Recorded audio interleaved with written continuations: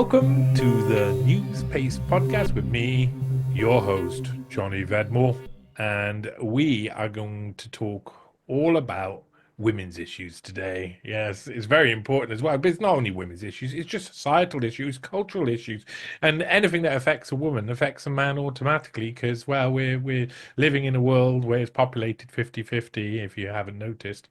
And I'm going to be talking with someone who I've talked with before. We probably talked the last time we talked maybe June this year, 2024, on TNT. And it was really interesting to meet this lady, Jana Lunden, who's really out there in Ireland on the front line of a war against women that is I think over in Ireland it's more pronounced than it is in most places in the world. In most places there's a lot going on. In America there's different states that are leaning towards these agendas more than others, but it's really a pronounced thing in Ireland, and it's right. I mean, they really have a different issues to what we have in Britain because, of course, they've got an attachment with Europe as well, and there's lots of issues. We're going to talk about so much today. It's not just women's issues. It's mainly to do with children, migration, a changing society, a world being built around us that we don't have the right to question or talk about. And we get pushed out of society. We get called liars. We get called conspiracy theorists. So it stops us discussing really basic stuff that we should discuss. So, Jana Lunden, hey, welcome to the NEWSPASTE Podcast. How are you today? Thanks. I'm great, Johnny. How are you? I'm awesome. I'm awesome. And it's awesome to be with you because we're going to talk about a load of stuff which I feel really passionate about myself. I know that we all have experiences and have had experiences of this new world of trans ideology, for instance, where in about 2016-17, we suddenly saw a massive shift in opinions across the world that led to the creation of some of these wild characters like Jordan B. Peterson, and others arguing in college campuses with people about, what the basics, what is a woman? And a lot of it seems to be focused in on women. It seems to be focused in on trying to, it seems to be like it's a continuation of an establishment takeover of femininity, feminism, the whole movement itself, which I've also documented with like things like Gloria Steinem come into prominence, and she was like heavily linked with the CIA, and basically her whole idea was break down the family home, and that seems to be something that's a running theme throughout this. When the establishment gets involved in underhand ways, it's always break up the family home, and the center of the family is the female for sure in so many different Absolutely. ways. So Yeah. So it's go a on. it's an attack, like you said, and it's an attack on women, but an attack on women is also an attack on children, the family, and it's really about destabilizing society. It's breaking down the West. What we're seeing in Ireland is happening in Canada, the US, the UK. I had a 2.5 hour meeting today through a virtual meeting with a lady in Australia. They're seeing the exact same thing happening in the schools in Australia. So it's about breaking down anything that's considered the norm, anything that's considered, respectable morals, traditional values. In Ireland, for example, Ireland is very much a Catholic country. 95% of our schools here are Catholic, and the government is consistently and relentlessly attacking Catholicism and attacking people's faith in the church, because that is really something that for Irish people, they're very deep rooted in their faith. They want to cut those roots off, cut down the faith, and that's another way to destabilize society So and do attack women and mothers and children. you see them as intrinsically linked in that sense? Do you think that Absolutely. It's all linked. And if I had a magic wand, and I mean, I've been doing activism work sort of by accident for the last 4 years. It certainly wasn't what I wanted to do. It doesn't pay the bills, let's say, and it's tireless. But if I had a magic wand, it would be to help people connect the dots. And I know, Johnny, you're an expert with the globalism and the Sustainable Development Goals and the UN and WEF and everything. I wish that people in Ireland would stop looking kind of to the left and right, wondering what's going on and where is this coming from and who's driving it, and just look up, because all the issues we're seeing in Ireland that are upsetting to people, and not everybody's on the same page with every issue, but we had, you know, off and on for 2 years of lockdowns. We had the longest lockdowns in Europe, if not the world, for the COVID times. People lost jobs, businesses closed. We couldn't get into society. It was a two-tier medical apartheid system. I couldn't eat in a restaurant or go to theater with my children. We had to sit out in the cold, treated like, second-class citizens because of a personal health choice we made.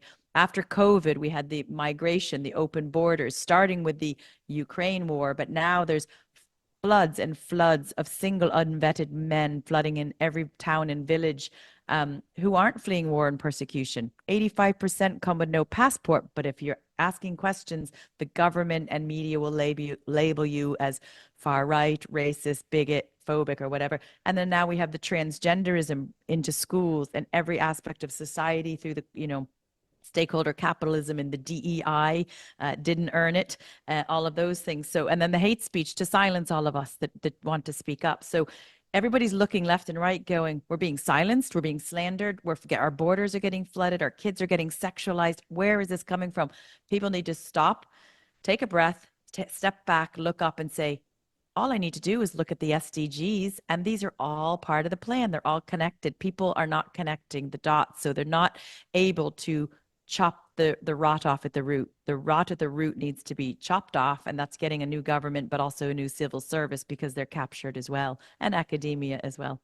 Yeah, and I know that there's a lot of the same issues all over the world. If we go over to America, you can see the border crisis is one of the biggest things on people's lips during the election. This war against traditional values is being waged on all fronts, not only in the States. In Britain, we have it too. How it seems like, for me, we've got for us in Britain, we've got the English Channel. So these guys, they'll hang around in camps in France, maybe smuggle themselves on with a truck in Calais, or they'll get into boats nowadays. Apparently, they couldn't do this before. Apparently, I don't understand why it's all of a sudden they've decided, oh, we can do this, and suddenly look, it works. Where before it didn't work. Why didn't it work before? But they just seem to go across the channel. How does that work in Ireland? How do they flood in economic migrants when you don't have a channel per se? Are they coming in via planes, and how are they getting on the planes?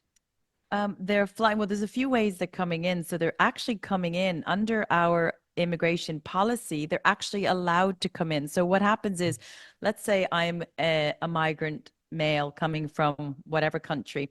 I can fly into Dublin Airport, and I might be coming from a country like Albania or Georgia, or there's even some down the road from Mauritius. That's not very a dangerous place, is it?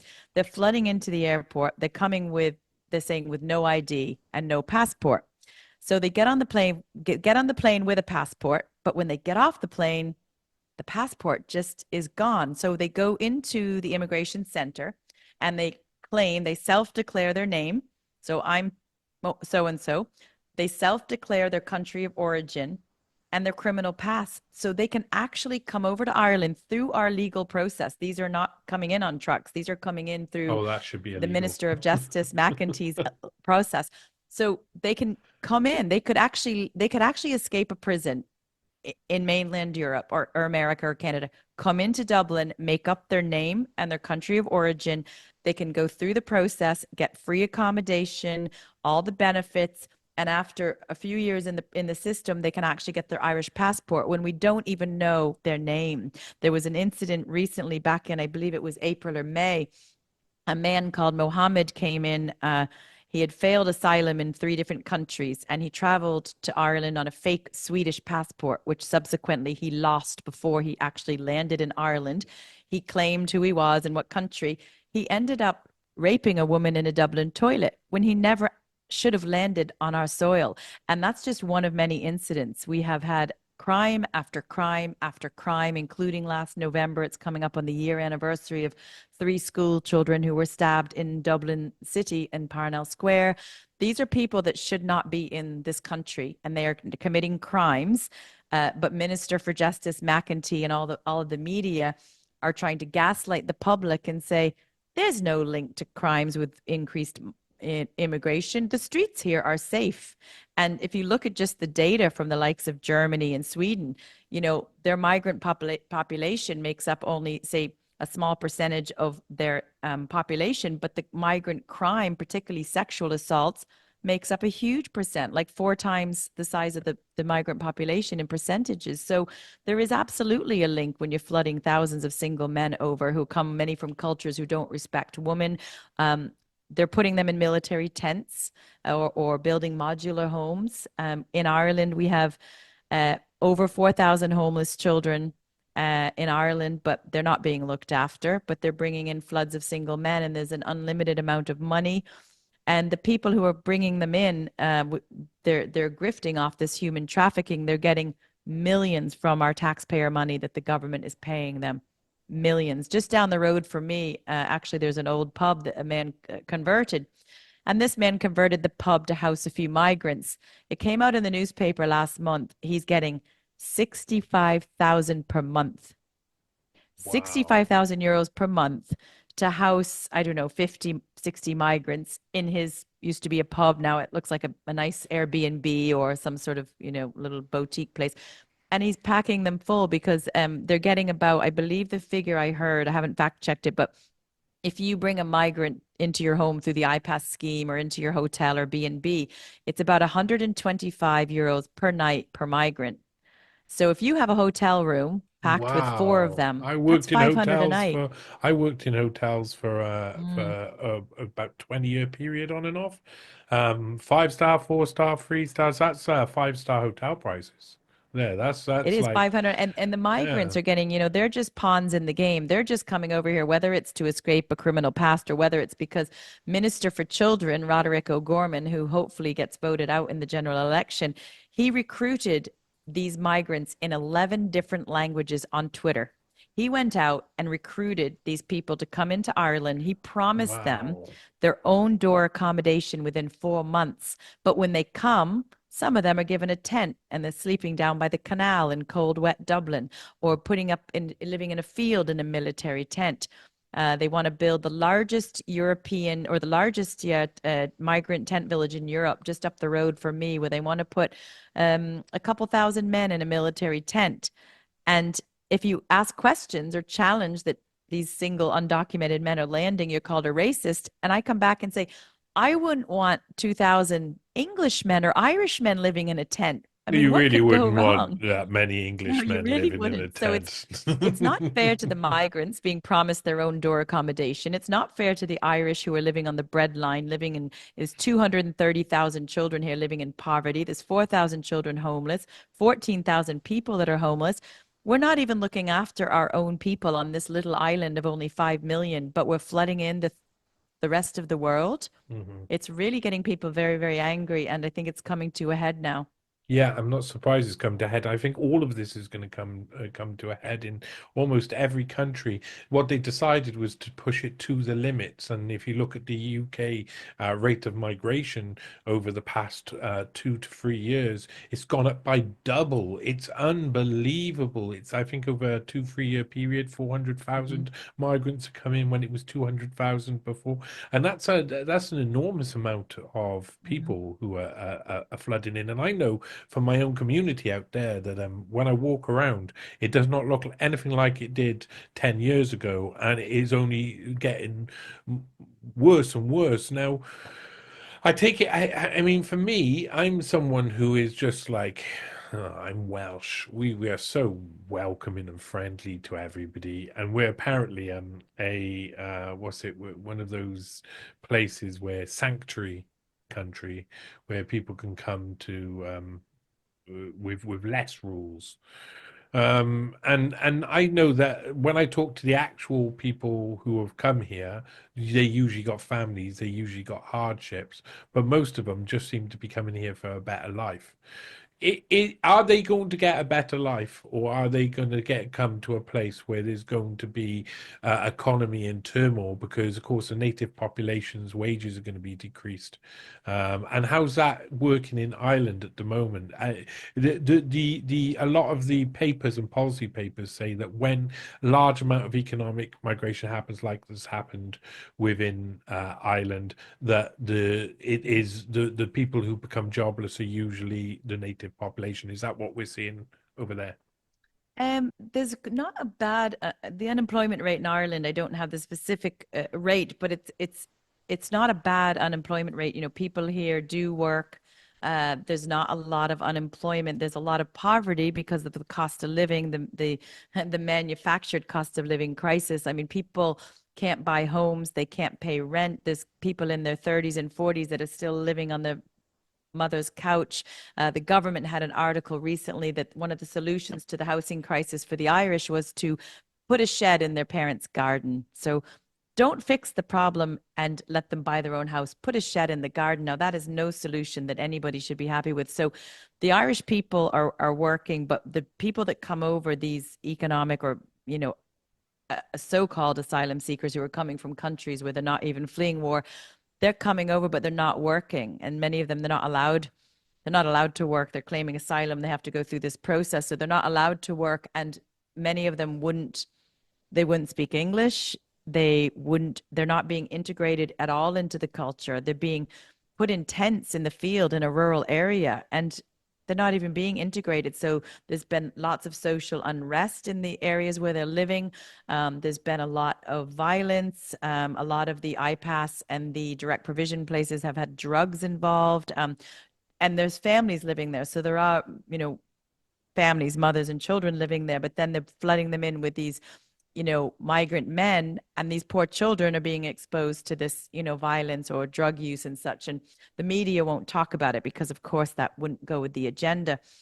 And there was a case in a little town in County Roscommon, Ballahydreen, where a young boy who was 14 was allegedly gang raped. Now the media is just saying it's an assault, an assault between two minors, but allegedly he was gang raped, and allegedly it is by migrants who live in that little town in Ballahydreen. So they did a candlelight vigil, but of course you have some bad actors that try to lead the vigil. And the bad actor the other night that was leading the vigil and you know, the candlelight vigil was uh, saying that you know, they need more Garda. So, you know, it's not a problem with all the migrants here that our population's doubled and there's people are not integrating. We just need to flood the town with more Garda to sort out the crime. Anyone with an ounce of sense would say, let's look at the crime and sort out the crime, not just bring in the Garda to deal with the chaos. But when people did a little digging on this person who was leading the vigil and everybody follow me, and he said he's the local in the area, upstanding citizen, he's boasting about himself. He Mm. actually runs an NGO and he runs a budget of 4.2 million a year. Oh, And wow. the locals are saying that he is actually someone who is in charge of the development of the area and would have been in Mm. charge of and making money off, potentially making money off all the migrants coming in. So he holds a vigil when this young boy was allegedly gang raped and says, we just need more Garda. He didn't want to address migrants because guess what? He might be grifting off the human trafficking, and that's exactly what it is. Yeah, and there's loads of people grifting off it because there's a lot of money to Bad, be made yes. on it because the incentives are massive. I mean, these are Hmm. well mapped out. I wrote an article about Eric Weinstein's work for 2 years on the UN migration plan, mapping these sort of things out. And some of the things that were in the plan were basically give these migrants a load of money, a load of access to communications, all the ability to work programs, all sorts of things, Hmm.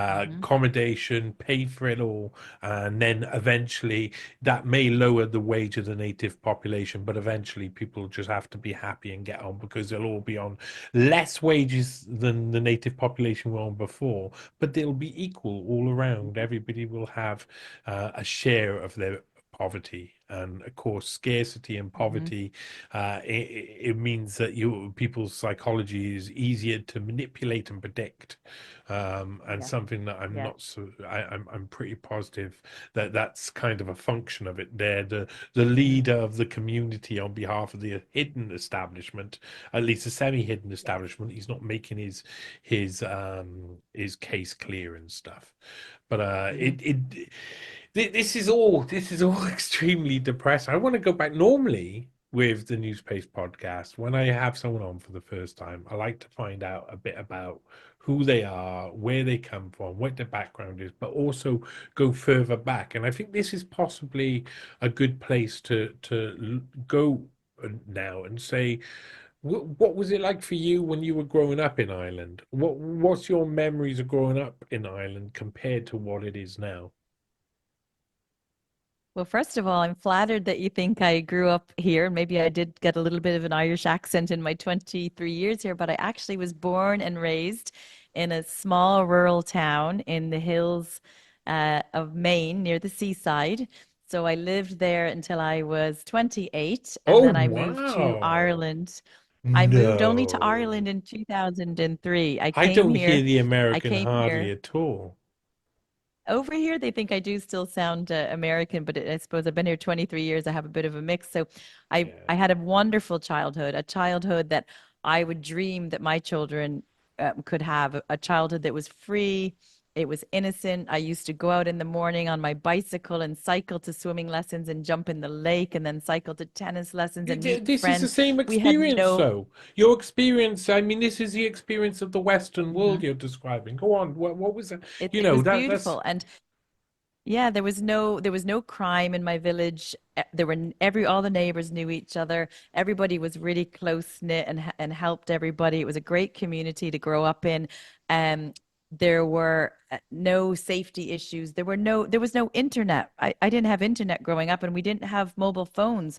We had to use the old handheld phone on the wall to call our friends and say, "Hey, meet me down in the village square, and we'll go out hmm on our bicycles or run through the forest or climb a mountain or go canoeing." It was just a dream, a childhood dream. If you think about Tom Sawyer and those books, that's sort of the childhood I got to live. So it's a hmm dream I would have for my children. And actually, the children and I went on holiday. The three of us went to Maine for 3 weeks in August, and the kids were like, "I want to move here. I love it. I love it. hmm It's heaven."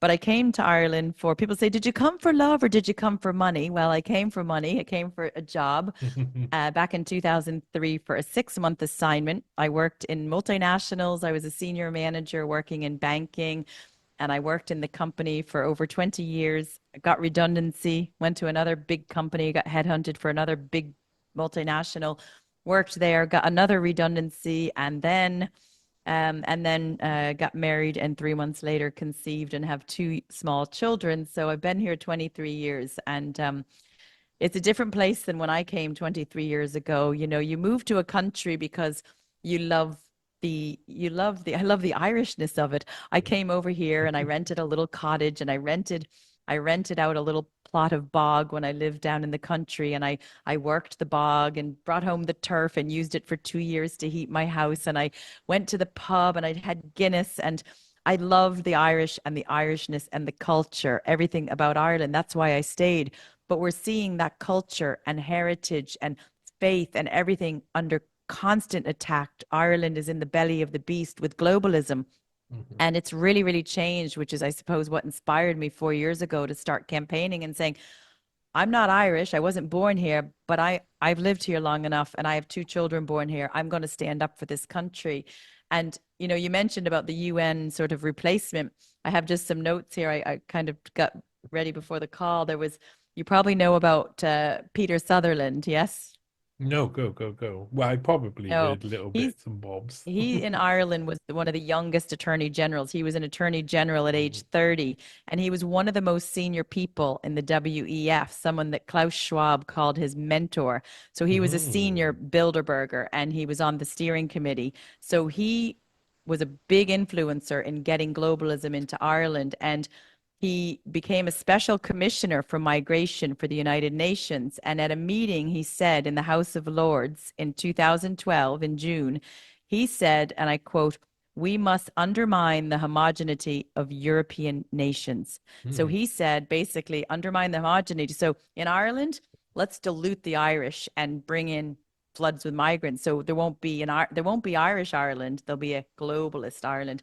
So by homogeneity, most people thought he was referencing race, but when you look around, it was much broader than that. We now have all the woke stuff, all the DEI everywhere, the civil service captured by the SDGs and the woke ideology. So um, Peter Sutherland was, again, the youngest attorney general in Ireland. He was the godfather Mm. of globalism. And then another interesting fact about why I think Ireland is in this belly of the beast is a letter appeared in the Irish Examiner at the end of December 2019.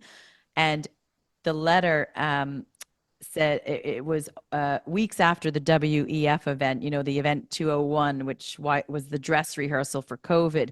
And there was a letter in the Examiner that congratulated Ireland on its pioneering of the invention of citizen assemblies. Now, I know you know from your research into WEF that globalism and WEF citizens assemblies is a term they use. That letter was written to the Irish newspaper congratulating Ireland. It was written by Klaus Schwab. Mm. So Ireland has been targeted for globalism by the godfather of globalism, Peter Sutherland, Klaus Schwab, and then our former Taoiseach, who surprisingly and suddenly stepped down from his role after a trip to the US. Leo Varadkar was Mm. a young global leader in Yes, the indeed. World Economic Forum. Yeah. So when Klaus Schwab says we want to penetrate the cabinets, we have those people here in Ireland all wearing their WEF lapel wheel on their jackets. And people see that wheel and they see it in their local libraries and they see it in their local parks next to the bee garden.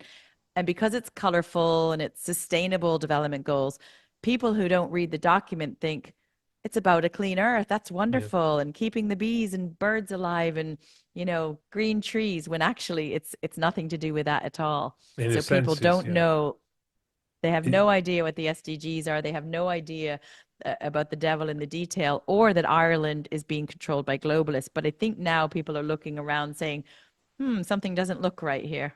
Yeah, it's a form of behavioral economics. It's about inserting and implanting Mm-hmm. a feeling in amongst people that you can sell them something later. And I mean, Mm-hmm. it goes that by that point you're going when you're using sustainable development goals and they're free, beautiful words that entices Mm-hmm. people to make you believe that it sounds welcoming and hospitable, but Mm-hmm. the actual ideology behind it, the people who are putting into power, and how it'll be implemented, is actually the same old like elite gangsters and mobsters and rich boys Yep. and wealthy fellas who don't care about our societies at all and are looking to, and this is the SDGs. I mean, if you go through the as SDGs and the and what they plan to do with the environmental stuff too. They're looking at just parceling off not only land,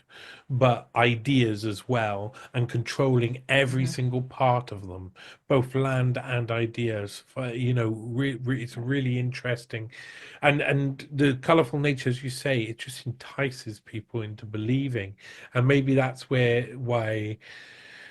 And we'll go on to this now, because I mean, migration is one thing, globalism is another thing. But I think what has activated a load of people, what is endangered their projects and plans, is the assault on women and children, Yes. which is completely systematic. Mm-hmm. It's like I say, with the SDGs and the ESGs and stuff, they've got their every single part of the land is parceled off. Every single part of ideology, every single part of our society, everything is parceled off. And that's one thing they've done with kids and women as well. They've been trying to take over every single part of their life and leave them in boxes, separate them from the past, and create a Mm-hmm. new uh, culture, and it is a new culture going Yes. forward. When Yep. was the first time that you started to realize this ideology around you? When was the first time you started to feel under attack? Yeah. So I guess the first time I realized in the world that something wasn't right, I was definitely a late bloomer. It was probably April 2020 during the COVID days. And I was one of those people who, for a while, wore the mask, although low on my chin, and I wanted everyone to keep a distance. We have a pandemic, a dangerous virus. And then in April, I looked at the data and went, okay, so there's no flu data. We have this COVID virus, but the average age of death is 87. They have comorbidities. I looked at the previous flu data from years past and went, so this is really just like a normal seasonal flu rebranded. So in April 2020, I woke up that maybe the government and the media lie. And that was when my whole world shattered that not everybody's good because I grew up in a beautiful small town and everybody was trustworthy. So I wasn't naturally a cynical person at all. So I came out of that bubble in April 2020, and the ideology was probably the end of 2022 when I started looking at some library books that people had alerted us to. Um, July 2022, they were trying to erase the word woman from the Maternity Protection Act to cater to transgender people who breastfeed, of course, or chest feed. So they tried to erase the word woman. Luckily, we lobbied and we campaigned, and they failed to erase us then.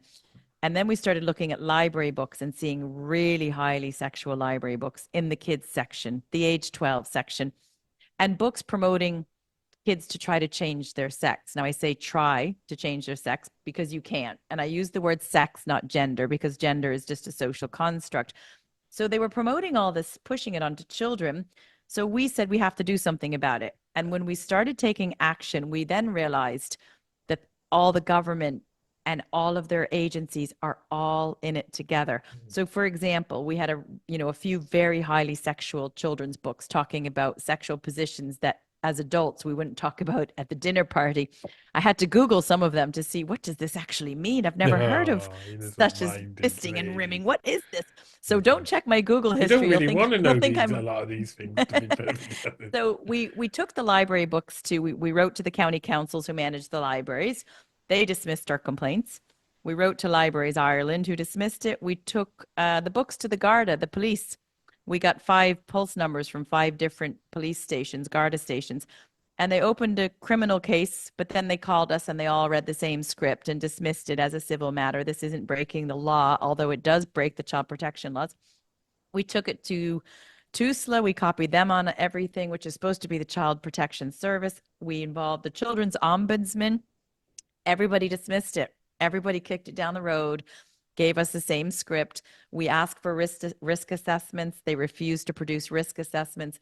And then the libraries moved some of these books to the adult section. So we were just about to start celebrating, but then we did a little digging and found out that the children's library cards allow children to access the adult section. So, hey, everybody, hey, you plebs, we'll move the books up to the adult section, but now your kids with their library card can access the adult section. So we're going to get those sexual books in front of your kids one way or the other.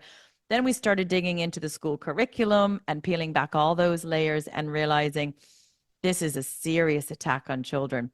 So although we started our Natural Women's Council when they were trying to erase women, it quickly went down the path of this is a serious attack on the most vulnerable, precious members of society, which is our children. So we've been 2 years campaigning on that. They also tried to erase the word woman, mother, and home from the Constitution last March. We hit the streets with over 100,000 leaflets and did about 3 or 4 live events. And luckily, 75% of the public voted no. They said, we're not going to erase woman and mother and bring in durable relationships, which they couldn't even define. So that luckily got pushed back. But then now they passed the hate crime bill. They tried for hate speech, but that was getting kicked down the road because they couldn't define hate. They couldn't even define what hate meant. So there was so much pushback and scrutiny. They couldn't pass hate speech, but they passed hate crime a couple of weeks ago. And they added the gender identity into legislation. So one of the senators here, Sharon Keoghan, it took her 25 minutes. She read the 72 genders that are recognized. So they're going to Wow. add 72 genders into Irish legislation. It's 72. and I can't even imagine getting Yeah. past about Probably about 25. I'd say I can probably. I'd probably last after, I think I'd burn out after two. After male and female, like, you know what? This is just clown I world. think, This is yeah, the I think nitty you've of the you've drawn a line in the sand, So, and you need so to draw a after, I line guess, in the after sand. campaigning 2 years, something really big happened a month ago that really shocked the nation and shocked our groups. Is we released, I did a whistleblower interview with a teacher who came to us and wanted to expose what she'd learned on a DCU, Dublin City University course. And we did a interview, only 28-minute interview. And we were thinking, gosh, we really have to make sure everybody sees this. Well, before we knew it, we had 1 million views overnight, and it hit all the newspapers were talking about it. The government, TDs were talking about it. Senators, they asked for the resignation of the Minister for Education, but then they started going on a misinformation campaign against us. So all the legacy mainstream papers were saying that's just misinformation. That's not misinformation, disinformation. You can view the curriculum online to see that they're lying. Well, the curriculum online, of course, doesn't talk about the detail. It's more the just classroom activities and discussion that's going to be pushed in the classroom. So we are now working through media complaints. We're submitting formal complaints through Nice, the nice. complaint process, and we're going to shift the headache. We're going to send complaints to RTE, our public broadcaster that just got 725 million of our public funds, but they're basically just a propaganda arm of the government.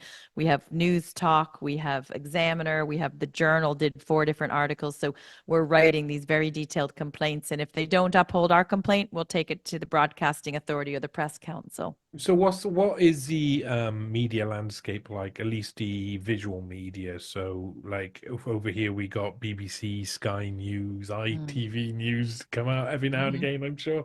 Channel 4 News, etc. Now there's a load of internet versions around. Do you have that same sort of thing in Yeah, Ireland? we have so our public broadcaster, the one that, people have to pay a TV license to have this go through this propaganda through their own TV, and Mm. the main media is RTE on the television. And then for the papers, we have, the Irish Times, the Irish Independent, we have some rag newspapers like the Examiner, the Sun, and the Journal. We have News Talk. So but they're all going singing off the same hymn sheet. So Mm. they really are all just pushing the same government narrative. They're all pushing the same campaign against people like myself, saying that it's misinformation. They also have overused the label far right, full of hate, transphobic, bigot, racist, and every other name they throw at anybody challenging the narrative. So they try to program the public's brain to say anybody who Mm. challenges is now into this box, into this category. But we went out after the whistleblower interview. We went out and said, okay, forget about what this teacher talked about on DCU. Here's a list of school books that we have that we've looked at. Ask to see your children's school books and look in them for yourself. And that was an awakening point for the country, because the government, in the spirit of communism, they have gone out and they're trying to get in between the parent and child, and the government wants to be the parent. A few examples I have of that is they went out and bought free books this year for all the children in Ireland. So guess what, mommy and daddy, we're going to buy those books. You don't even have to see them. So the sex ed books and the SPHE books, they all stay at school locked away. So mommy and daddy don't see those books. They also have a no mobile phone policy in the schools, and our government minister wants to spend 9 million euros on little pouches to lock the devices up. So children who have cameras on their phone, they can't take pictures or record what their teacher's telling them. They also are providing free government hot lunches to all the kids in school. Mm. Millions and millions a year spent on that. Did you say, sorry, did you I say re pouches over their phones? Little pouches. So when those kids go into school, they want to buy these little pouches that they get locked up in. Oh, wow. So the Okay. kids can't record. The government is now feeding That children should lunch, definitely which be illegal. it Definitely. should be. It gets worse. So they're feeding them lunch. I had a few samples brought to me from someone on the inside, and I looked at the ingredients, and it's not really fitting with our green agenda to fly in chicken from China and pack the food full of sugar and feed them this government hot lunch muck. But every other parent thinks this is fantastic. We don't have to buy the food. We don't have to pack the Mm. lunch. And the letter that I got from the school about this lunch is for the greater common good. We want all kids for the greater good to sign up to this program. So I should have to feed my children a government hot lunch for the greater good, for the greater good. Where did we hear that before? And it said on the letter, we want to shift parental responsibility. Shift parental responsibility. But my children are the only ones in their class not eating the government hot lunch because I looked at the ingredients, I did the research, and my kids have a healthy lunch packed by, by mommy and daddy. And the other thing they're doing is asking children to sign a secrecy pact with what they learn in the class. And it's only in the SPHE books, these social, personal health, and well-being. So they're teaching things, for example, like the gender ideology, that they can be a boy or girl, neither or both, or pansexual. They talk about all of that. They talk about transitioning. They talk about top surgery, bottom surgery, when groups like the trans right activist group belong to is spending a week in school this week. All of those things. And when that education happens, the children are being asked to sign in their school book a class contract. And we saw the document from the curriculum group, the NCCA. That document, which was available online, stated that to create a safe and inclusive SPHE classroom, what happens in the class stays in the class. That's for students and teachers. That So is your super parent, your dangerous. parents, Oh, your yeah. parents don't see the books. Mommy and daddy don't see the books. Mommy and daddy don't buy the books. The sex ed books don't come home. And there's a secrecy pact. However, when we started publishing this through our campaigns, the NCCA quickly updated their online document to cover their tracks. However, it's still in the class books. I have 10 of them in my bedroom. It still has the class contract. So even though they've changed it online to cover their tracks, it's still in the classroom. It's Very unbelievable. dangerous. It's completely It's grooming. I had a big argument with a daycare about 3 years back about this in Cardiff. Is like the you're not supposed to be hearing things from your kids about what's going on there and be extremely worried, and find out they're told not to say anything. That is nuts. That is like any type of, there should be no secrecy No secret. in between a parent and their child. There should, Not I at mean, all. that should be fundamental. um that is unbelievable. It's further along than I think it is in Britain, though it's really easy for Yeah, us it is. to not listen. What are the kids in like? Because for me, I know that I live in an area of Cardiff which is a little bit, the kids are a little bit challenging around here. It's like, it's a bit of a rough bit. It's a place called Gabalfa, which is it's run down. Everybody here, is struggling in some way at the moment. But the kids, I think they're being taught a lot of this stuff, but it looks like to a lot of them it's water off a duck's back. They just don't believe the hype. They're starting to be Mhm. desensitized themselves from government propaganda. Are you seeing the same sort of thing, or is this more because what you seem to have like this more hyper normalized version of this sexual agenda and the gender agenda and the Mhm. trans agenda and all of that, and that Yeah. that that means that everybody is encouraged to stay believing, nodding, even though they all have doubts. Is other kids seeing through this, or are they all just getting in? It's mixed. It's really mixed because, first of all, the first group that was targeted with this agenda was the junior cycle in secondary school, which is age 12 to 15. So they just go to their brand new secondary school. They're in junior cycle. They're meeting new friends in secondary school. They don't want to be othered. So the first group the government targeted with this highly sexual and the gender ideology in the curriculum was age 12 to 15. And then they're going to be going after primary school next year is the plan. So our children seeing through it, is it water off a duck's back? It's a bit mixed. So you have some kids who have very strong home lives with parents like myself who say boys can't be girls and girls can't be boys and love how you're born. Then you have kids who maybe don't get that same support at home or those roots grown at home, or kids up to 95% it came out of kids who were confused were on the autistic spectrum. So you have your vulnerable kids who might be feeling different anyway because they're on the autistic spectrum, Do you know or what then you the have kids who do you know what the numbers in of autism is in Ireland? Is it the same as it is around the rest of the world at the moment? I think it used to be something like, well, I think this was globally like 1 in 100,000, but it's gone down to like one in, I don't know if it's 1 in 30. I've You read that can't. number somewhere. I'll have to It check. is. It's something like in some places it's Yeah. even more than that, and it's like even saying it, it sounds ridiculous to you to say it. Like it was once Yeah. in the 80s, it was one in eight But thousand. Now it's. every class has, most every class that I know has an SNA, a special needs assistant, Mhm. sitting with the child, or the class, someone in the class works one to one with an SNA. Almost every class. And in our network of teachers that we work with, my group works with the Irish Education Alliance, they've also said that most classes have at least one child on the spectrum. So the children who are very strong, comfortable in their bodies, they come from strong home lives, parents are setting these expectations, they probably won't fall victim of this unless they want to rebel against their parents. And the best way to rebel against a parent who's against this is to go into this gender cult. But the children who are vulnerable, whether it's vulnerable home lives, maybe they feel different, maybe they're on the autistic spectrum, or maybe they were sexually abused and they want to, there's a high case of children who feel they're in the wrong body. They were sexually abused, so they want to remove those parts from their body and from their life. So the vulnerable ones are the ones that are really going to suffer from this gender ideology being pushed on them. But some of the kids, like there's Belong To Stand Up Week going in school this whole week, November 4th to 8th. It's a week of indoctrination, and I've looked at their toolkit. It's horrendous. It's absolutely shocking. But some kids, we've been getting messages from the parents. The kids were asked to wear rainbow shirts and pink shirts to celebrate this LGBTQ week. And the kids are saying, no, we're wearing a black t-shirt in defiance. So the kids are actually Yes. rebelling against it, going, we're not taking any part of this. But So the problem is this, yes.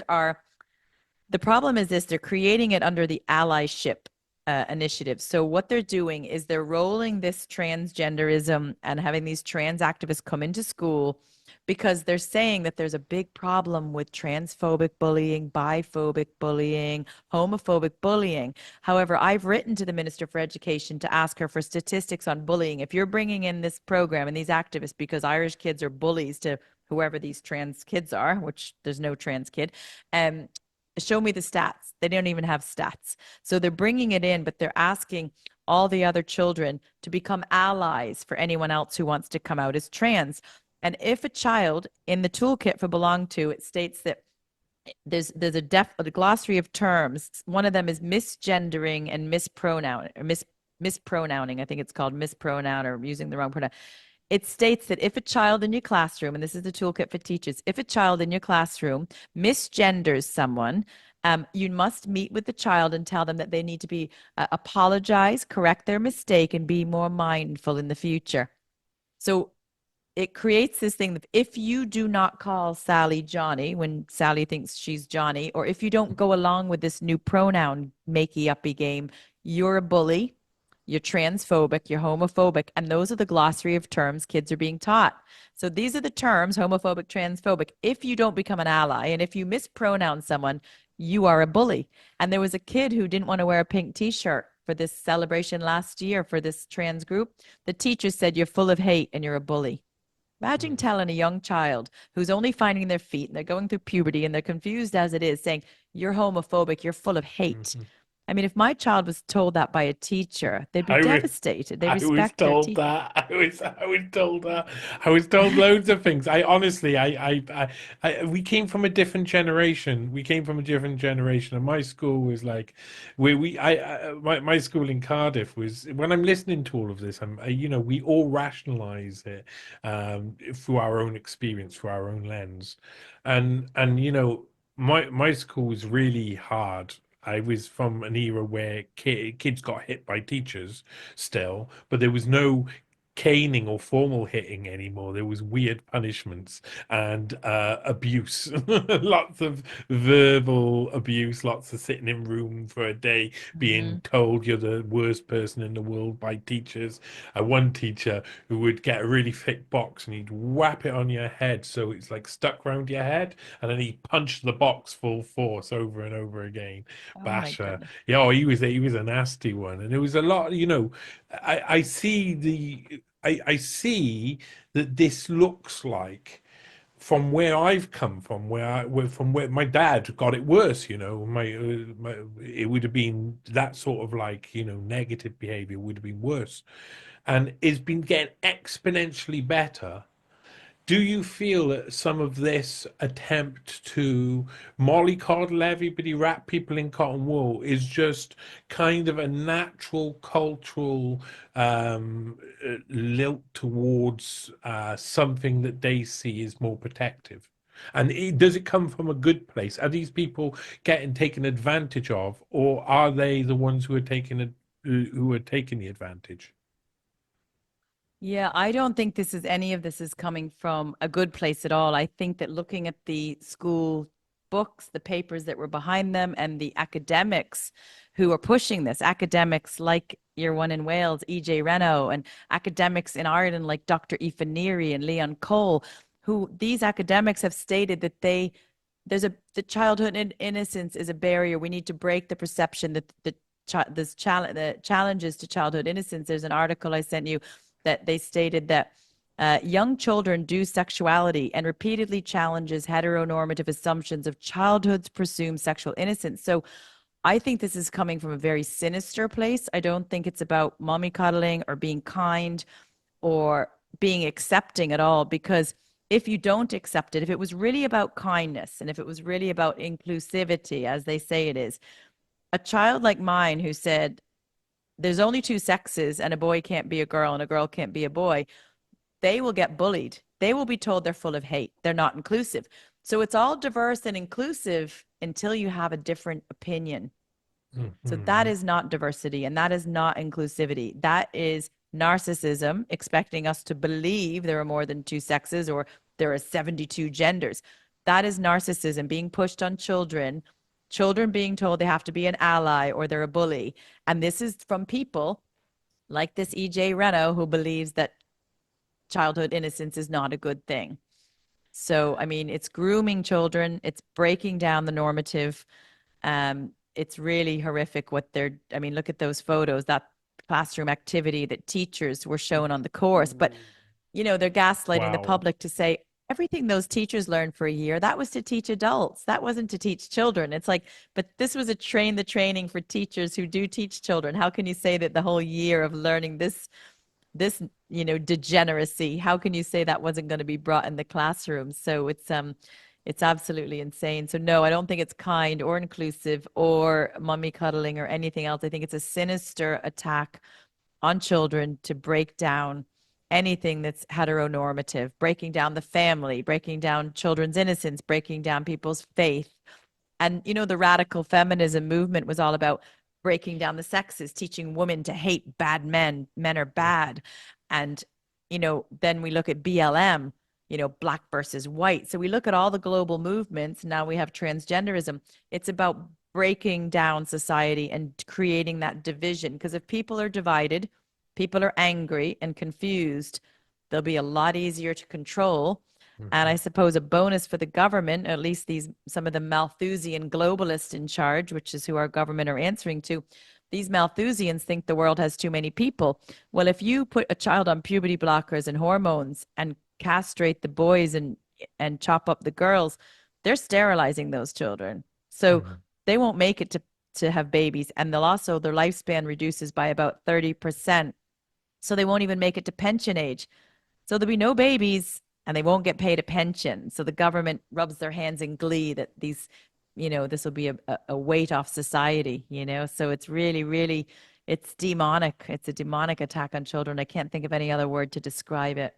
Yeah, no, I completely agree. I think there's a lot of, again, we work naturally as humans. We work in binary, so Mhm. it's natural for us to have like create a dialectical that has two poles, and then uh, learn how to get on with each other eventually and create a new one and go up that Hegelian Jacob's ladder, as Courtney Turner would so happily point out. We is very simple for us, and then it's very simple for the powers that be in the establishment to control those poles, those different sides, Hmm. the left and right of any argument, the black and white of any argument, the red and blue of any argument, and we are deep within that right now. So, is that what someone like E.J. Reynolds is? Is that, are they the people who are on the extremes of those poles?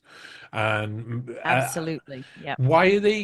Is it just they pop up because the agenda? Is E.G. Reynolds a real like? Does he? I don't know I'll even question what I do. Reality. As soon as I start talking to someone like this, they haven't even had. I haven't even heard about them that much before, and instantly I'm just like in a realm where I don't know if it's a man, woman, or in between that I'm supposed to be talking about here. And this is the realm of fifth generation warfare that I think this is all attached up Yes. into as well, where you don't know what's up and down anymore. But it is, are they created or are they really like this? It's a good question. You look at the, the military tactic, and you look at, I think it was when people were trained on who could be potentially a government informant, it was, I think, training done by the military, and they looked at the different um ways, and it was MICE. Are you familiar with mice? I've heard of this. Go on. So mice, some people, if you look at why they're pushing an agenda, they're motivated by M, which is money. So some people are getting paid to, you go out and you push this agenda through, and you have your big minister job and your lifetime pension, and you get a big golden handshake in the end. So there's money involved. Then there's the I, which is ideology. So some of these ideologues, they're, or AKA useful idiots, they don't even need money to be motivated to go out. They'll wave any flag that they feel they need to wave. So whether they're waving the rainbow flag, the trans flag, the Palestine flag, whatever flag it is of the month, they will go out. The Ukraine flag was being waved here and put out on people's streets for a while. They'll wave any flag they're given. They will go out and protest for whatever the government is They will pushing as an bang their agenda. pots So and pans for they will Boris bang the pots Johnson. and pans. So that's the Yeah. ideology. And then C is, are they compromised? So you have some people, I believe, in government senior positions who are seriously compromised, and they have to push this agenda because there's information on them, and they will be blackmailed if they don't. And then E is ego. Some people just Mm. simply push things because it's about their ego. So if I look at somebody who's pushing stuff that I see as complete degeneracy, it's a deviant agenda, like the one that is being pushed in education in Wales by E.J. Reno, and she flew over to the DCU course, and talking about such atrocious topics in a college classroom that for teachers who are going to teach kids. I wonder if they are born that way, or are they paid that way, or are they just ideologues? Do they really believe, in, say, the likes of Marxism, where they feel that everything's oppressive? So, having a family is oppressive, and childhood innocence is oppressive, and, anything is considered oppressive. So they have to treat everybody like, pretend you're a victim, and get everybody into that victim mentality and that oppressor. And that's Marxism. And then, maybe they are ideologues. Maybe they actually believe, maybe E.J. Reno actually believes that childhood innocence is a bad thing. I don't know if she has children. I would say she doesn't have children, because I would say no. I would say no. any mother, I can't imagine saying that childhood innocence is bad. Yourself, like, kids grow so fast, and I have an age 6 and an age 9. Yesterday they were newborns, and then they went to toddler, preschool, Mhm. school, and it's like, my daughter's going to be a teenager in 3 years. Like, Oh where God, did don't that think happen? about How it. did this Don't think happen? So about it. don't think about it. So I treasure that innocence. I treasure the children wanting to hang out with mommy and build Lego and do art and go for walks in the forest and pretend they're looking for little fairies under the leaves, because in a few years, they're not going to want to hang out with me. They're going to be with their friends, and I'm going to be wanting that innocent childhood time back. So to say Mhm. childhood innocence, to challenge it, is just, it's deviant. It's And it's you it's can it's unfathomable. you can't tap it later on. I mean, nearly all Once of it's the gone, it's things gone. of when I was young that I found fantastical and I could be a kid about, and all the games I could play, it led me later on to be the person I am in so many other ways as well. And Hmm. for loads of people I know the same. You'll find someone who, as soon as they hear a train going in the distance, they get instantly excited because of train journeys they used to take when they was a kid, and wondering about whether they, even now, like, I mean, Hmm. there's just the adventure of being a child. It seems like it takes all that away. It's a way to, autumn is almost like it's created by those who have suffered from some form of abuse or some sort of feeling that they Hmm. of neglect, and they're looking at a situation and trying to say, how do I stop that happening to me in the past? And they can't, so then they just project it onto children and say, Yes. I will make it so that they have nothing in their lives, everything will be as I see it, everything will be as they Hmm. think it should be. And that's not possible. Hmm. Life is an No. adventure, a total adventure, and you don't know Yeah, where. I still remember that day in April. I mean, April 2020. So that was only 4 years ago. I mean, I was 46, and I felt like I was innocent until then, thinking the world is a good place and the government wouldn't lie and the media, of course, your 6 o'clock news, why would they lie? And I remember losing that through my own lens, my own innocence from that perspective at 46. And it was a real red pill. And it's like you're going from a nice warm jacuzzi and being thrown into an ice bath. And I think let our kids be kids and let them be innocent, because we only have one shot at childhood. And once that Mm. childhood is gone, it's gone. You don't get a second chance to get your children's childhood right. And who's making these Why would we things? steal it? Who's making these things happen in Ireland, and who's helping along with taking away these barriers that stop kids from Hmm. being abused, which I think is the best way to say it. Yeah. So so it's being, so there's faces that we see and then there's faces that we don't see. So the faces that we do see, which would be, for example, there's the Minister for Education, Minister Norma Foley. She's the Minister for Education. So everything education related falls under Minister Norma Foley. But what we also have to realize is underneath Norma Foley, there's a policy team. There's the NCCA that designed the curriculum, and we did a deep Mm. dive into who influenced the curriculum for these 12 to 15-year-olds. Who thought this material was okay? Who thought it was okay to teach a boy to be a girl and a girl could be a boy? And who thought it was important to put 8 pages of masturbation into a school book? Who thought that was okay?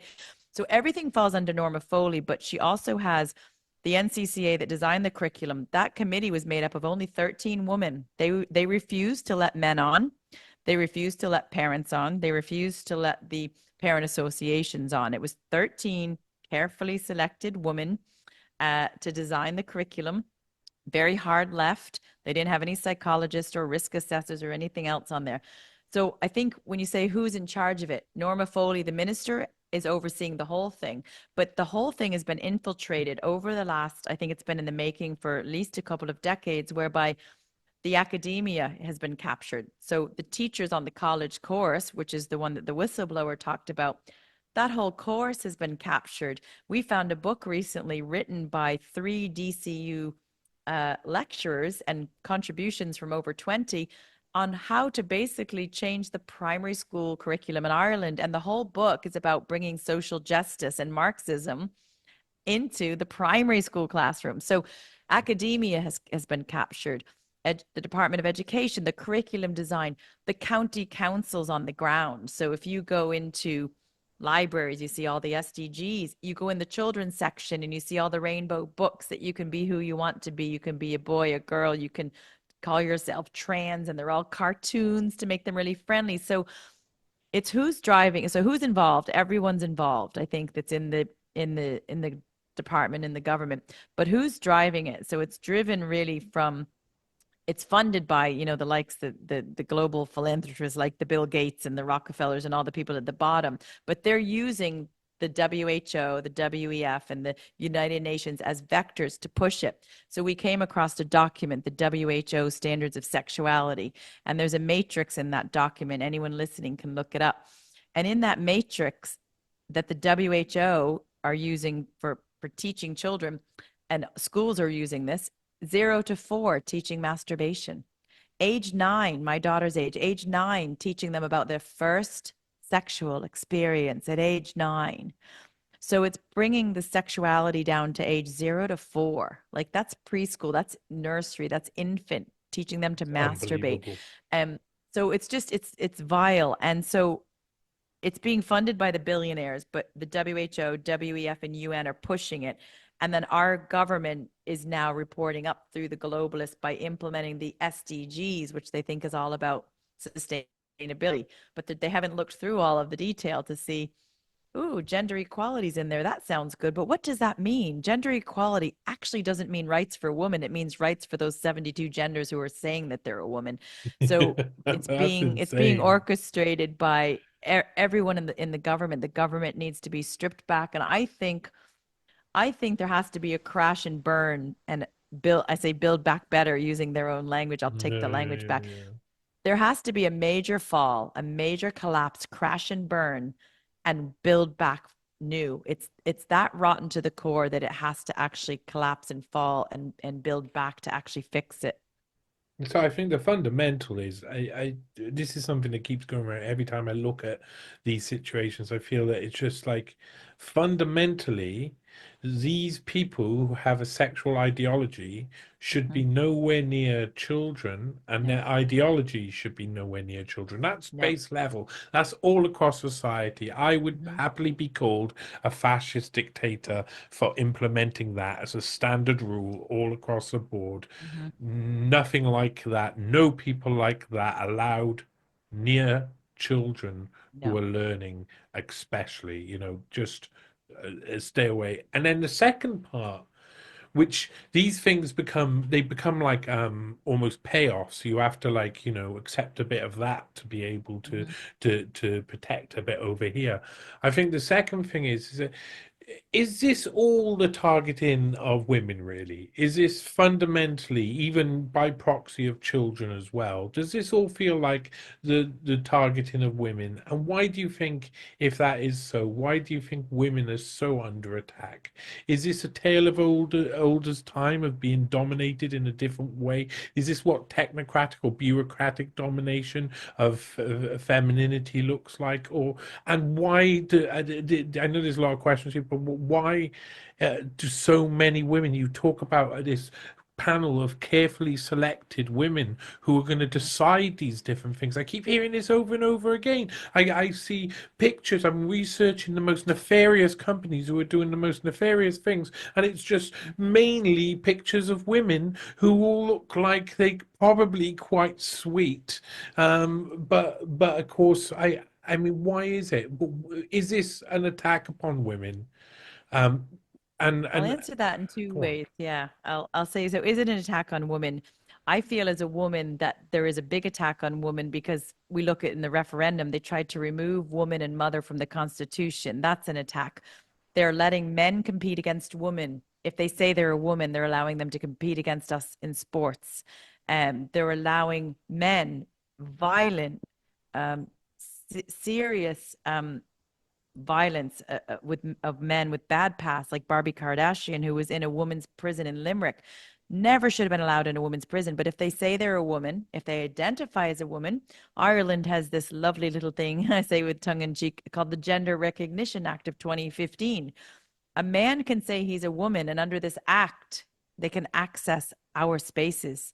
They don't need anything medical. They don't need anything. They can just simply identify. They don't even have to go through the full medical surgery. But even if a man goes through the medical surgery, let's say he just chops everything off, he's still a man. He's just a man without a penis. You can't change your biological sex. It's in every cell and bone in his body. So I feel that women are being attacked. As a mom of a girl, I would be devastated if my daughter, who loves to swim and run, became a competitive swimmer or runner and had a dream of placing in a competition, and a man competed against her.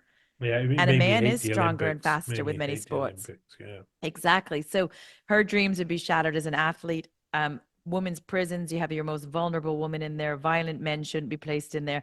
Women's toilets. I think of the day when my daughter does go out to a shopping center on her own, a man identifying as a woman, and many of these uh, aren't just gender confused. Many of them are predators, and they're making their way into women's spaces and following women in the toilets because they're predators, and that's what they Mhm. do. And they want to go in and we can use your toilet if you want. So I think women are under attack, but I also think that if you're attacking women, which is, we are divine femininity, we are the, that leaders of the household from, usually with the children. Usually when a parent stays home, it's usually the mom. I stayed home with my children since they were born. And it's usually the mom that's a stay-at-home parent because obviously you're feeding the child for the first 2 years, and men can't chest feed. And so it's an attack on women, but it's really more than that. It's an attack on anything that's of family values. So by attacking the woman and attacking anything heteronormative, you're breaking down the family unit. You're turning women against men. A lot of those, you said, the women in the companies pushing this DEI, they look very sweet. They're probably radical feminists who believe that, they're angry. They're radical feminists who believe that, women can do everything men can do. And they've emasculated some of the men in society. So a lot of the men, we see a lot of the movement that we have in Ireland with the truth movement. A lot of it is made up of women because a lot of the men, I believe, have been emasculated. You look and you go, where are all the men rising up against this? Like I'm fighting for my children, but where are all, and we do have a lot of fathers in our network, but every daddy out there should be standing up for his little girl against this ideology. But you look around and you like, you see a lot of balls trickling down the trouser legs. Yeah. Do you do a lot of research into the past about feminism or anything like that? I not too much, not a deep dive. People say, "Are you a feminist?" And I say, "Well, I believe in equal rights, but I can vote, I can drive. I was a senior manager, and most of the staff under me were men. Nobody held me back from getting a Mhm. corporate job. No one's holding me back from doing anything. So I don't feel that women in society have any less rights than men. So people say, "Are you a feminist?" Well, I believe in equality between men and women, but what I don't believe in is this whole DEI, diversity, equity, inclusion. I say it's DEI, meaning didn't earn it. If a man and woman go for a job, if that woman is the best candidate, she should get it. But if that man is the best candidate, he should get it. So, I mean, it's really down to let the best person win. Let the best person get the job. Don't say, oh, they have to get it because of the color of the skin or whether they're transgender or woman. That doesn't matter. Let people, you come out of the womb, you should be born equal. Everyone has an equal shot in life. And I don't feel, I came from a working class family. I worked really hard at everything I did, and everything I did, I earned, and I didn't feel like I had any limited choices for being a woman. So have I done any deep dive into feminism? Probably have avoided it. I know the radical feminism, a lot of that was funded by George Soros. And if we look at anything else that's funded globally, like BLM, transgenderism, and everything else, there's an agenda. And I think with the radical feminism, part of the agenda was to break down sexes, to break down, get women to hate men. They won't have families. They'll go out and work their 70-hour-a-week jobs. They won't procreate. And the family unit breaks down. So that was also probably another attack on destabilizing society by destabilizing the femininity and the true femininity and the traditional family values. Yeah, because I mean, I've done a lot of work in different areas of. I wasn't expecting to get into feminism, to be perfectly honest. It was well off my radar. But in about 2022, I think it was about 2022 when I started doing the Pottinger series. The main guy, John Stanley Pottinger, he was the partner of Gloria Steinem.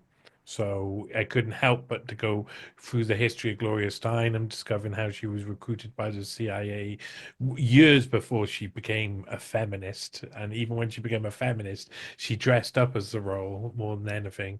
And it's really interesting. When I've listened to you speak a lot about this stuff, what I'm hearing is like repeats of things that were going on in the 70s and 80s in feminism too. There was a different type of attack on feminism. There was an attack directly on the home, directly on the woman's position in the home, and the idea of independence of a woman. And we grew up during a time where we felt like, oh, we could both be equal, but that meant a lot. There was a lot more there than we bothered to take in, because we just like, we're living within it. We can't do anything about our societies. But there's so many themes that I think, I'll probably send you a couple of little bits and bobs of different people in the past who have written some very interesting ideas of feminism, because I think, like I say, there's themes that are going around.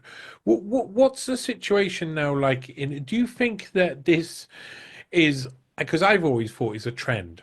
I've always felt that 2015, you say about how this like Equality Act coming in 2015, you had the same happen all around the place. You had people start to talk about it properly 2015, 16, 17. You've seen this increase in it. You've seen this moment where it was just unbelievable. It just how it was being reported, how it was being presented. Mhm. I feel we're on the decline of the trend. Do you feel we're on the decline of the trend Yeah. and we could get back normalization, or do you think it's like we need to create Yeah, different I think structures? Yeah, I think I'll answer that in two parts. So, is it declining? Absolutely. We're seeing companies that are pulling out of the whole DEI. We saw a lot less of these rainbow flags hanging up for the Pride Month. Apparently, the parade, I've never been to one, but was a lot smaller. People started challenging the Pride movement to say this is being invaded by trans activists who are invading women's spaces, who are trying to get children to take drugs and mutilate themselves. This isn't what it used to be. Pride used to be about gay rights, but gay people have rights. So most of the people that I know who are gay want nothing to do with Pride because it's been hijacked. So everything seems to be shriveling. There's less flags and there's a lot of companies pulling out of it. There's a lot of people who are saying, I've had enough of this. People of all ages, people of, in their 80s, people in their teens saying, this is ridiculous. Like, I'm so fed up with this whole woke ideology. So that's happening. And it is on the decline. But what has to also happen is we need more companies to take a hard stand against it because, with the stakeholder capitalism and the DEI index, that companies are being paid to adhere to their corporate, DEI policies and the flags and the pronouns, and every company has a diversity and inclusion officer. So unless it's cut, unless that umbilical cord is just chopped and just stop that blood flowing into into the corporations and the rainbow mafia invasion, that people that are in this corporate world still have to be obedient to it. Although many are starting to say, I'm not playing that game, I'm not using pronouns. So, but I do feel overall, everyone I talk to, and this is talking to people who are outside my immediate network, who are against all this, even people in the food shop, the barber shop, down in on the pitch at the sports field, everybody's fed up with this. Everybody is sick of this whole woke ideology. They just want to be left alone. Leave us alone. Leave our kids alone. Let's get back to basics. It seems like So a I think lot it of is this, collapsing. yeah, it could be diffused by the fact that Yeah. once everybody stops paying attention to these people, Hmm. a lot of them will look for a different thing that's Yeah. trending to jump on a new bandwagon, and that But they're getting humans. very angry. The hard left is getting very, very angry now. And I had a chat with someone recently about this, is when you have an event that might be about child protection, they show up and they're getting really vicious, and they're getting really the visceral anger coming out because they realize people aren't buying into this anymore. Everybody used to love us because we were diverse and we wanted to be inclusive, and everybody wants free, equal rights. But then now they've gone from we want equal rights to we want to invade your space and we want to come for your children. And when they realize people have had enough of it, they don't know what to do now that they're unloved. This whole trans activist hard left, they're not loved anymore, and they're not sure how to handle that. They don't like the rejection they're getting, and it's making them really, really angry.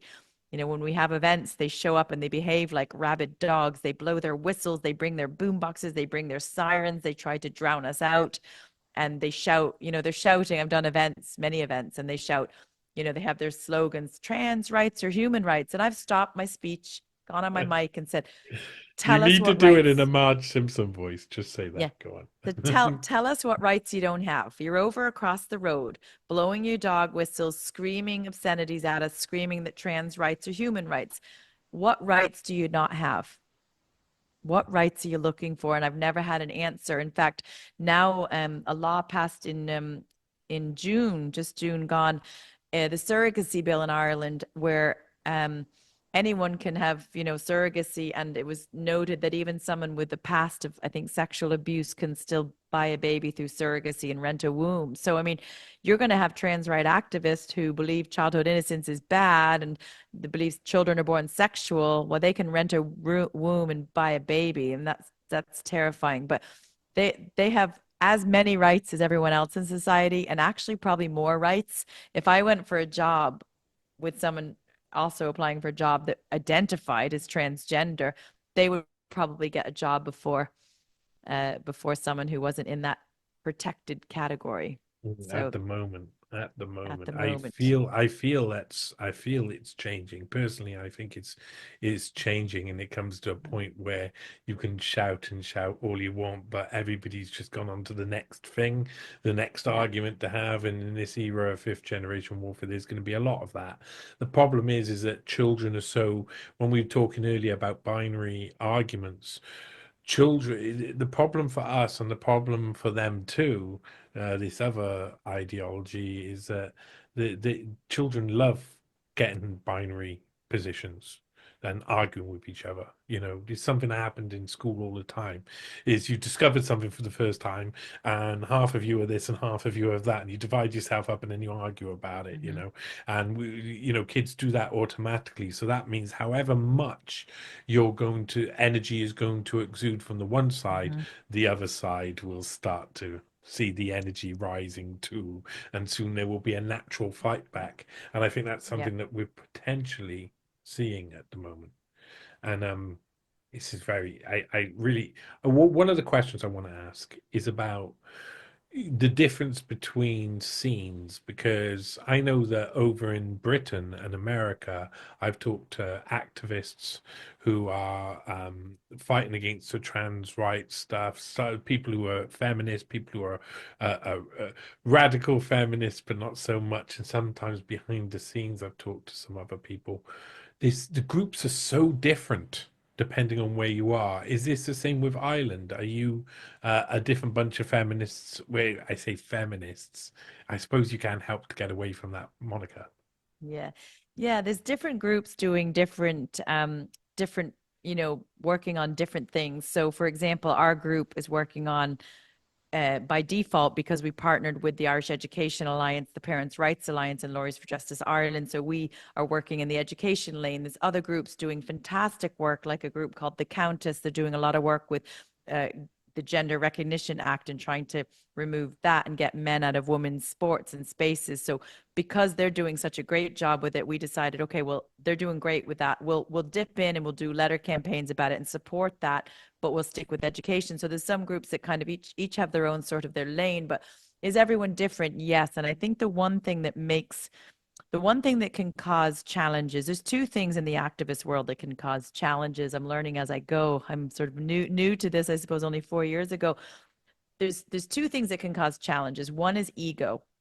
Some people operate out of a place of ego or mego, where they do this because it's something they can do. They can get publicity, get attention, get a platform.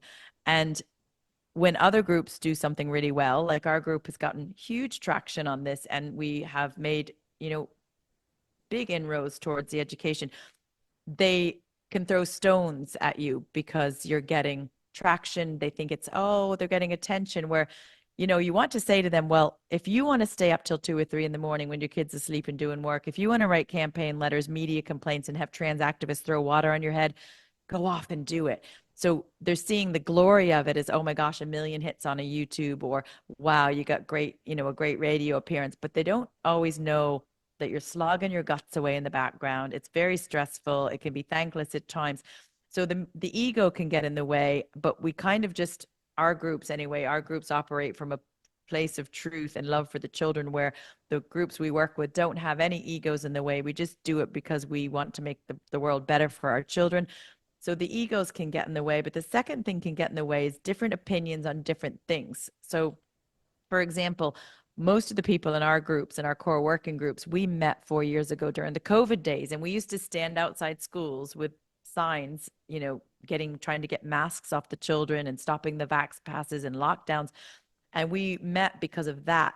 But a lot of the other groups, for example, would have been absolutely fine with the masks and the injections and the lockdowns. And they saw our group as, oh, they're maybe we're the anti-vaxxer group because we didn't wear the masks and we wanted to get masks off the kids and stop the vax passes. Or maybe our group has a challenge with open borders. We see it as a huge risk that thousands and thousands of single men, when we don't know their criminal past, are flooding into the country. That is dangerous for our girls and our women. But they might be fine with open borders, Ireland for all, and bring them all in. So I guess where I'm going with this is it's different opinions on different issues can also cause divide, but it's not important that everybody agrees on all of the issues. It's like pick and mix. You know what? If you're fine with open borders, but you're against the transgenderism in school, come support our campaign to get the transgenderism out of school. So not everyone has to agree on everything, but some people have a really hard time aligning with us at times or collaborating because we were so against all of the other totalitarianism things driven by the globalists that maybe they were okay with. So ego can get in the way, and also different opinions, but we just keep doing what we're doing. We say, work with us on what you agree with. If you don't agree, that's fine. It's not up to us to change your mind. We're providing the information and hoping that you take action. So kind of have to just keep going through the abuse you get from the government, the media, and all of the 32,000 NGOs, but also some from the activists around the country as well. But, you just have to keep your eye on the ball. You can't get distracted and down over any abuse, because if you did, you'd never get out of bed in the morning. Yeah, it's probably best described as where you draw your line in the sand, and stand is your little microculture that is going to be battling to stop the domination of that one over there, the pernicious one, and it keeps going round Yeah. in circles, and people are willing to take punishment. Oh, people are willing to take punishment, so many people. So I mean, lines in the sand are drawn all over the place, of course, pretty pictures. Do you see, have you ever done much with people doing the same thing in Britain or Australia or America? Do you do much crossover? Yeah, great question. And this is something really exciting. So we have sort of stayed in our Ireland world. We look at different information coming from, the US, Canada, Australia, England. We keep an eye on what's happening in the whole global space, but we haven't really collaborated with other countries until now. We had a 2.5 hour call with an amazing woman in Australia who's a mom of five, homeschooling her youngest children now, and she's been in campaigning, meeting with senators, and she's done a lot of campaigns over there, and she's joining our small group here so we can share ideas. And then also another group that's doing fantastic work is the Public Child Protection in Wales, it's chaired by Kim Isherwood and a gang over there. We just emailed her and said, "Hey, let's chat." So we're going to have a chat soon with Kim and the team over there, because the problems that are happening in the schools across the West are all the same, because it's driven by the same people and the same agenda. So what we have to do is say, how can we work smarter, not harder? And if something's working really well in Australia, let's bring it here. If something's working well that we've done for a letter campaign, maybe the US can use it. And we've had a lot of followers on our website who have reached out from around the globe and used our letter templates from around the globe, just tweaking them slightly. So it's really good that we feel like, I hate to say we're going global because the word global gives me hives, but we're collaborating with other able-minded people. Yeah, I think the difference is you don't have to go like an overarching global control over the That's right. separated sort of people, but you are each using your national identities in Yes. different ways to learn off each other, and that is massively important. I know Mhm. I've talked to more people over in probably in the States, people like Bill Billboard Chris. I like Billboard Chris. And some others who are really like, they've been going at Mhm. it for a long time and they have got lots of connections. And I think that's part of the Yeah. thing as well, is being able to connect up with other people you're not expecting to. And it's really important work. Listen, I mean, I know lots of people say stuff like this all the time, but you should be thanked for the work you do, and thank you for the work you do, because it protects everybody at the end of the day, and we're trying to protect our society and fight back against a massive agenda, which Mhm. is a globalist agenda. So coming up near the end now of this podcast, what other things are going on in Ireland aside from this? Because you've got some interesting stuff like is the limiting rights to private property. Yes. What's going on there? Because that Yeah. sounds again like a So that globalist thing. that one has been kind of sitting there for a couple of years. Not much has happened. It was the 39th Amendment of our Constitution, and it was tabled by the socialist TDs, People Before Profit, and such. And back in 2021, it was tabled. I did a town meeting and got about 200 people together in 2022 to talk about it, but nothing's happened since that. But what this 39th Amendment proposes to do is, and I'll read from it, it states that uh, the um, the state accordingly shall delimit the right to private property where it is necessary to ensure the common good and to vindicate the said right to housing for all residents of Ireland. They changed it from citizens to residents. So you don't even have to be an Irish citizen. So it means that your right to private property could be at risk. So I mean, that would be communism, to say that you will own nothing and be happy, and everybody has a chance at your house, even though you've worked your arse off to buy your house. So that's happening. That is in the Dáil. It was at the second stage, but it's been sort of sitting there idle for a while, which is great. We have the hate speech bill we talked about, the hate crime bill, which is the 72 genders added. The next one will be the hate speech bill, where they want to criminalize people for speaking against the narrative or even having a meme on your phone. It was proposed this, they've been trying to push this for the last year and a half. A Garda could come to your house, ask to see all your devices, your phones, your laptops, and if anything on there would be considered Mm. hateful, which they can't even define hate, you could be arrested. So it's putting, but they can't arrest everybody for speaking up. So what it will do is they want to create a chilling effect for everybody to self-censor. So that's happening. And the other thing the government announced just this past week is they want to do a COVID evaluation. Now it's really interesting because Mm. in addition to campaigning for the women and the children in Ireland, I worked on an event in February to stop the WHO treaty, and we flew over some experts around the world, medical doctors. We had Christine Anderson over and Andrew Bridgen as well, and we went into Parliament to present in the Dáil um, against the WHO treaty. Now that kind of got pushed aside, but then they recently signed the. You're probably familiar with the UN Pact for the Future, Mhm. which could control all of all aspects of life on Earth. We can talk about that again. But after we did the WHO event in February, we did another event in the middle of October where 5 expert doctors flew over from the UK over to Northern Ireland, where they went into Stormont, into Parliament in Belfast, and they presented to the politicians there the evidence of the COVID injections. The next day, they came to Dublin, and myself and a friend organized a big private event where we had a press conference in the morning that was live streamed, and then a roundtable in the afternoon where these 5 doctors presented evidence showing that these COVID injections were not safe. They were not properly tried and tested, and they've caused an awful lot of harm. We invited the politicians and the mainstream media, but of course, none of them showed up. However, last week, the government, after we started publicizing that we did this private event and here are the doctors and here's what came out, the government just announced that they're going to be doing a COVID evaluation.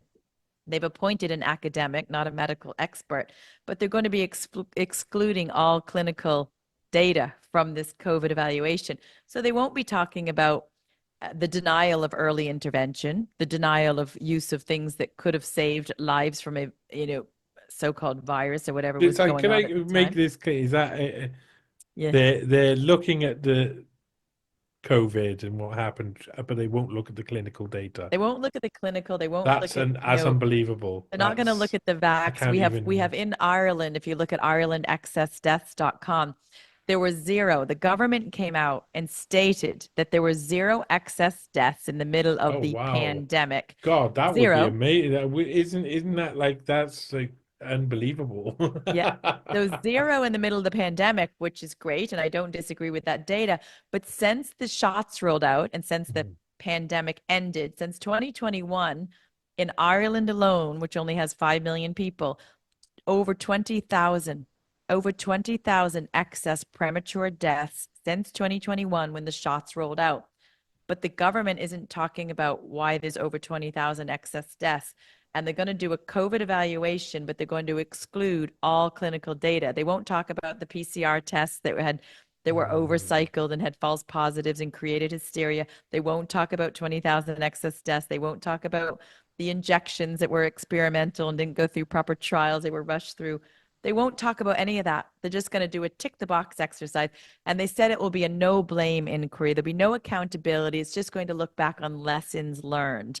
So we, as the Mm. people of Ireland, need to make sure that this government is absolutely held accountable for all those COVID measures that shut businesses down. People lost lives. People have serious injuries. In addition to the 20,000 excess deaths, there were thousands in Ireland who are now injured after getting the shot that every mainstream media and government official pushed. So that's happening. That came out last week. So that's an interesting one. And then we have the general election, which will be probably at the end of this month. Who's running in the general election then? Who are the? Because Well, all we of don't they the don't report Irish politics at all in the Yeah, rest of the world. all the TDs, so all of the deputies who work in the Dáil in our parliament, they'll be all rerunning for their positions So or the stepping out. deputies are like senators or members of parliament in that sense, Yeah, so or we have the Seanad, which is uh, made up of senators, and what the Seanad's role is to scrutinize legislation before it passes and before it goes to the Dáil for a vote. So luckily, we have a couple really able-minded senators who do scrutinize the nonsensical things that are getting pushed through. After the Seanad, it goes into the Dáil for to get voted on by the TDs or the deputies. So they'll be rerunning in the election and.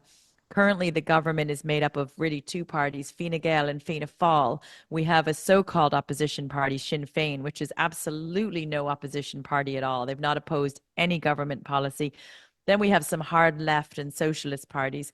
But really, what has to happen in Ireland for the general election is we have to vote in people who are not career politicians, but people who are running as independents or nationalist candidates who are running simply because they see that the country is an absolutely mhm. shambolic mess and they want to make a change. Yeah, yeah. So that's what we have to do. We have to focus on getting good people in, but we really need a targeted approach, and we have some ideas on how to get the ones who are traitors to the country out, who are destroying this country. It's interesting that you say that because I think the electorate reacts to the needs of the time in such a way that makes these things totally predictable. And there are many other countries where there's, but I mean, what I see happening in America right now is like that reactionary politics is very dangerous, but it also needs to happen. It's like letting off steam.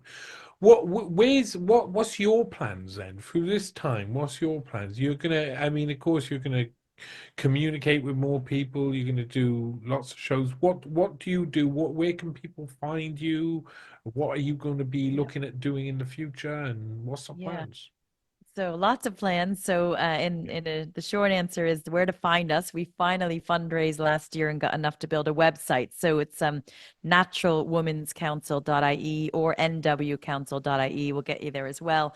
That brings us to our Twitter and our YouTube channel. Our YouTube channel is packed full of content. There's a couple of playlists which would apply to Wales, England, US, Canada, or anywhere really. There's one playlist called The Corruption of Irish Education. It's really worth watching. It's heavy going, but it breaks it down with how education across the West has been destroyed from the top down. The Frankfurt School, UNESCO, UN, WHO, right down the line. So that's a really good series, but that's where to find us. And what are our plans? So I guess the plans are really to keep going. We're asking for the SPHE, to the sex education in Ireland, the program, to completely stop, an immediate cessation, because there's books in the classrooms harming kids. We will not stop until the program is stopped and an independent full investigation is done. I want to continue to plan the events, for the freedom of our health, whether it's an event about the stopping the WHO treaty that we did, or the COVID event, or the Think Local movement that we did, which was amazing, until the hard left canceled 4 of our events. So we're cleaning that mess up at the moment. So keep going with that. But I'm also a qualified life and business coach and a qualified NLP practitioner. So in addition to campaigning, event planning, and having my 2 little kids, I will be looking to get that business up and going, because I do need to have my financial independence. Well, you're a busy lady. Wow. Mhm. With 2 kids as well, you should be pretty proud of all that you're achieving right now, and you should keep going with it. I mean, there's nowhere I think you're going to be able to stop anyway. You seem like someone who's propelled by what is put before them.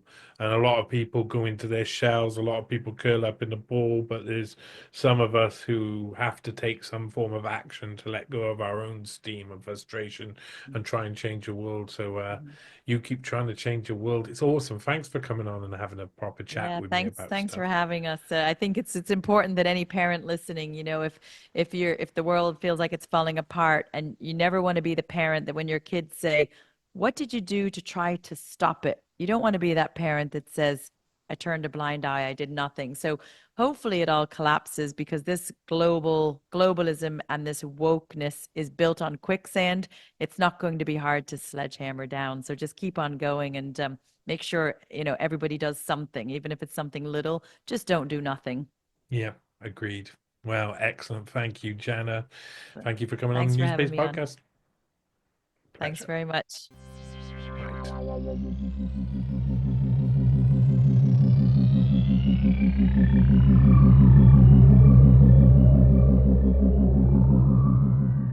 What we know is that we will end up with many more unemployed,